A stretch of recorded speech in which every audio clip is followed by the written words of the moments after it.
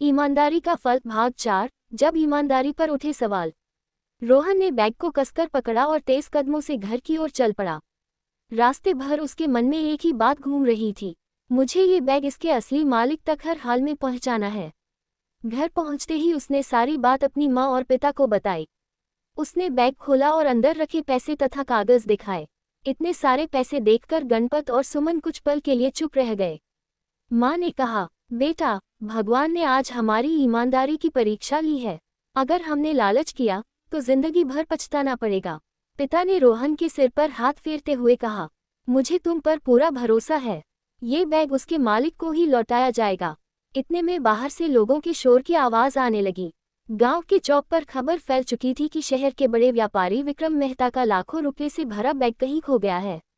व्यापारी ने पुलिस में शिकायत भी दर्ज करा दी थी। कुछ ही देर में 2 पुलिसकर्मी गांव में पहुंचे और लोगों से पूछताछ करने लगे। ये खबर सुनकर रोहन ने बिना देर किए बैग उठाया और अपने पिता के साथ पुलिस चौकी की ओर चल पड़ा। लेकिन रास्ते में कुछ लोगों ने उन्हें रोक लिया। एक आदमी बोला, अरे, बैग तो इसी लड़के के हाथ में है, कहीं यही तो चोर नहीं। दूसरा बोला, आजकल किसी पर भरोसा नहीं किया जा सकता। ये सुनकर रोहन की आंखों में आंसू आ गए। उसने कांपती आवाज में कहा, मैं चोर नहीं हूँ, मुझे ये बैग सड़क पर मिला था, मैं इसे लौटाने जा रहा हूँ। भीड़ में खड़े कुछ लोग उसकी बात पर विश्वास नहीं कर रहे थे। तभी एक पुलिसकर्मी आगे आया और बोला, अगर तुम्हारी बात सच है तो हमारे साथ चलो, सब सच सामने आ जाएगा। रोहन बिना डरे पुलिस की जीप में बैठ गया। उसके पिता भी साथ थे। कुछ ही देर में वे पुलिस चौकी पहुंच गए। वहां व्यापारी विक्रम मेहता पहले से मौजूद थे। उनका चेहरा चिंता से भरा हुआ था। जैसे ही रोहन ने बैग आगे बढ़ाया, व्यापारी की आंखों में चमक आ गई। उन्होंने बैग खोला। अंदर रखे सारे पैसे, जरूरी कागज और दस्तावेज बिल्कुल सुरक्षित थे। व्यापारी ने गहरी सांस ली और कहा, हाँ, यही मेरा बैग है। पूरी चौकी में सन्नाटा छा गया। जो लोग रोहन को चोर समझ रहे थे, वे शर्म से सिर झुकाकर खड़े थे। लेकिन कहानी अभी खत्म नहीं हुई थी। व्यापारी ने रोहन की ओर देखा और मुस्कुराते हुए कहा, बेटा, तुमने मेरी जिंदगी की सबसे बड़ी परेशानी दूर कर दी, लेकिन तुम्हारी ईमानदारी का इनाम मैं जरूर दूंगा। रोहन ने विनम्रता से उत्तर दिया, अंकल, मैंने सिर्फ अपना फर्ज निभाया है। व्यापारी ने मुस्कुराकर कहा, फिर भी तुम्हारे लिए मेरे पास एक ऐसा उपहार है जो तुम्हारी पूरी जिंदगी बदल देगा। रोहन और उसके माता पिता आश्चर्य से व्यापारी की ओर देखने लगे। ईमानदारी का फल भाग 5। ईमानदारी का सबसे बड़ा इनाम। पुलिस चौकी में मौजूद हर व्यक्ति रोहन को गर्व की नजरों से देख रहा था। कुछ देर पहले जिस लड़के पर चोरी का शक किया जा रहा था, वही अब सबके लिए ईमानदारी की मिसाल बन चुका था। व्यापारी विक्रम मेहता ने बैग को अपने पास रखा और रोहन के सामने आकर बोले, बेटा, इस बैग में सिर्फ पैसे नहीं थे, इसमें मेरी कंपनी के बहुत जरूरी कागज भी थे। अगर यह बैग मुझे वापस नहीं मिलता तो मुझे लाखों रुपए का नुकसान हो जाता। तुमने मेरी जिंदगी की बहुत बड़ी परेशानी दूर कर दी। इतना कहकर उन्होंने अपनी जेब से 50,000 रुपये निकाले और रोहन की ओर बढ़ाते हुए बोले, ये मेरी तरफ से तुम्हारे लिए छोटा सा इनाम है, इसे खुशी खुशी रख लो। रोहन ने उन पैसों की तरफ देखा, फिर अपने माता पिता की ओर। माँ की सीख उसके कानों में गूंज रही थी, नेकी का काम कभी इनाम के लिए मत करना।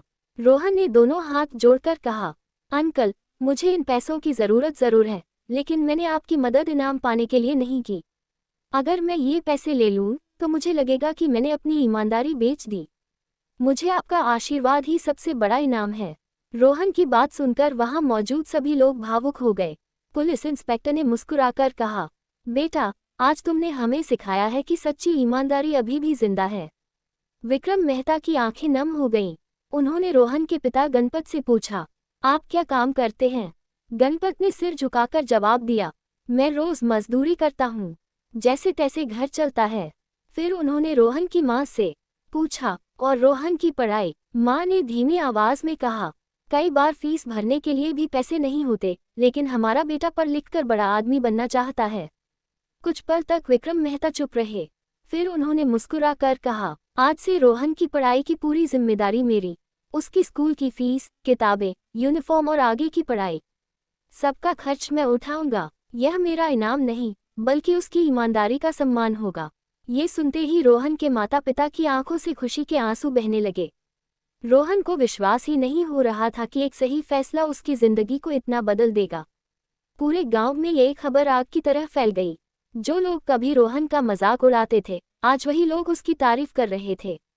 स्कूल में अगले दिन प्रार्थना सभा के दौरान प्रधानाचार्य ने सभी बच्चों के सामने रोहन को मंच पर बुलाया। उन्होंने कहा, बच्चों, जीवन में धन से बड़ा चरित्र होता है। रोहन ने ये साबित कर दिया है कि ईमानदारी का रास्ता कठिन जरूर होता है, लेकिन अंत में जीत उसी की होती है। पूरा स्कूल तालियों की गड़गड़ाहट से गूंज उठा। लेकिन रोहन के जीवन की असली परीक्षा अभी बाकी थी। क्या वह इस अवसर का सही उपयोग कर पाएगा? क्या वह अपने सपनों को सच कर पाएगा? ईमानदारी का फल भाग 6, सफलता की ओर पहला कदम। अगले दिन से रोहन की जिंदगी बदलने लगी। अब उसे स्कूल की फीस की चिंता नहीं थी। नई किताबें, नई यूनिफॉर्म और स्कूल बैग देखकर उसकी आंखों में खुशी के आंसू आ गए। माँ सुमन ने प्यार से कहा, बेटा, याद रखना, ये सब तुम्हें ईमानदारी की वजह से मिला है। इसे कभी घमंड मत बनने देना। रोहन ने मुस्कुराकर जवाब दिया, माँ, मैं हमेशा आपकी सीख याद रखूंगा। दिन बीतते गए। रोहन पहले से भी ज्यादा मेहनत करने लगा। वह सुबह जल्दी उठकर पढ़ाई करता, फिर स्कूल जाता और शाम को घर आकर अपने पिता के काम में भी हाथ बटाता। उसके शिक्षक उसकी लगन देखकर बहुत खुश थे। एक दिन स्कूल में जिला स्तर की छात्रवृत्ति परीक्षा की घोषणा हुई। पूरे जिले के होनहार बच्चे उसमें भाग लेने वाले थे। प्रधानाचार्य ने रोहन को बुलाकर कहा, रोहन, मुझे पूरा विश्वास है कि अगर तुम मेहनत करोगे तो ये परीक्षा जरूर पास करोगे। रोहन ने पूरी मेहनत से तैयारी शुरू कर दी। रात भर पढ़ाई, सुबह जल्दी उठकर दोहराए और हर दिन अपने लक्ष्य के और करीब पहुंचने की कोशिश। परीक्षा का दिन आ गया। हजारों छात्रों के बीच रोहन भी आत्मविश्वास के साथ परीक्षा देने पहुंचा। कुछ सप्ताह बाद परिणाम घोषित हुआ। पूरे गांव में खुशी की लहर दौड़ गई। रोहन ने पूरे जिले में पहला स्थान प्राप्त किया था। स्कूल में उसका सम्मान किया गया। प्रधानाचार्य ने उसे मेडल पहनाया और कहा, आज तुम सिर्फ अपने माता पिता का ही नहीं, बल्कि पूरे सोनापुर गांव का नाम रोशन कर रहे हो। ये खबर सुनकर विक्रम मेहता भी बहुत खुश हुए। उन्होंने रोहन से कहा, बेटा, तुमने साबित कर दिया कि मेहनत और ईमानदारी साथ हों तो कोई भी मंजिल दूर नहीं रहती।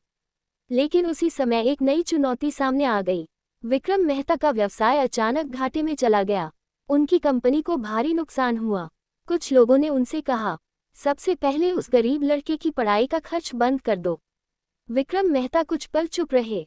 उन्होंने गहरी सांस ली और कहा, नहीं, मैंने रोहन से वादा किया है। सच्चे इंसान का साथ मुश्किल समय में छोड़ा नहीं जाता। उधर रोहन ने यह बात सुन ली। उसने मन ही मन एक बड़ा फैसला लिया। वह ऐसा फैसला था जो एक बार फिर उसकी ईमानदारी, संस्कार और महानता की परीक्षा लेने वाला था।